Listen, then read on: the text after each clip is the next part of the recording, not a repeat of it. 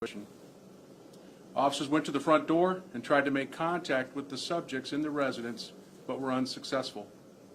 Officers found that the front door was unlocked and opened the door, and once again tried to get a response from the occupants and did not.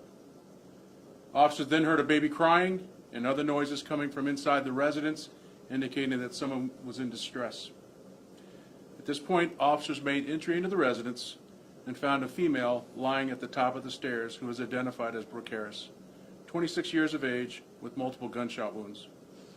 Brooke was still alive at this time. Officers also found Clint Jorgensen in the living room deceased with a 9mm handgun beside him.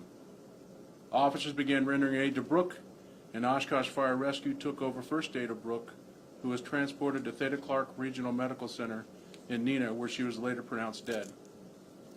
The child was located in a bedroom unharmed by officers along with the family dog. The preliminary investigation revealed that Mr. Jorgensen and Ms. Harris had lived at the incident location together previously and had a 9-month-old child in common, and they were having relationship problems for several months.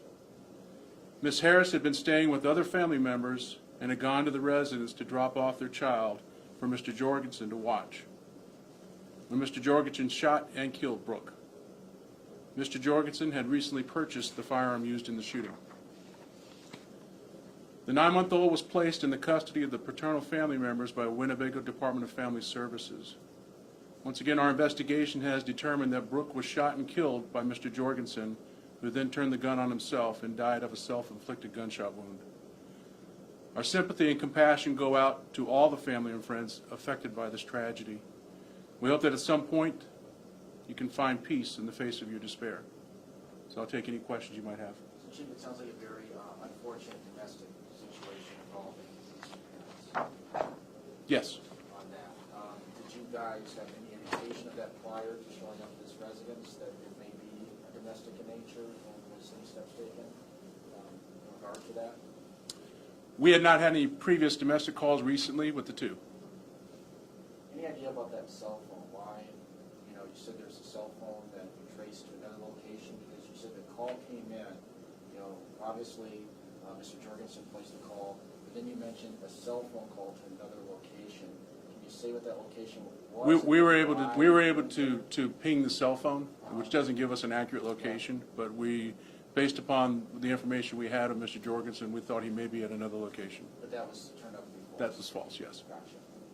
Could you describe, you say Mr. Jorgensen was known to police, in what capacity? We have had previous calls for service dealing with Mr. Jorgensen. Regarding domestic issues? No. Okay. Regarding mental health issues, perhaps? I'm unable to answer that question. Okay. How many days was the purchase before this incident? That day. Can you say where he purchased it or how he purchased it? And was there any type of background check done? And even if so, what background check turned up? Did he turn up?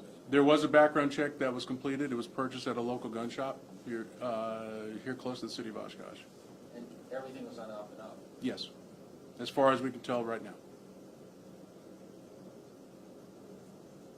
Any other questions?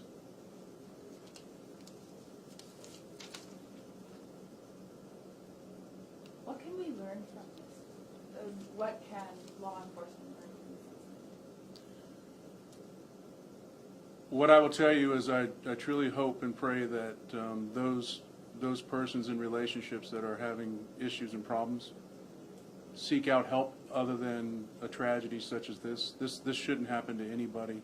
What I do know is that there's a 9-month-old without a mother and a father right now, and it's a tragedy that none of us should have to hope to ever live through. And I truly feel for each of these families for what they're about to go through, and most importantly for this 9-month-old that's going to grow up without parents. Do you say if it's a boy or a girl? Just for us. I believe it's a young boy. Okay. How many times was the woman shot? I don't have that information accurately for you at this time. The autopsy was just performed this morning. And again, the woman never indicated, obviously she was dead or died shortly after her arrival, but never gave any indication to police at any time that she might be in any type of danger from this individual? That information is still being under investigation. We do not have any calls for service for domestic assault or any type of domestic disturbance. Were there any restraining orders? No. All right, thank you very much.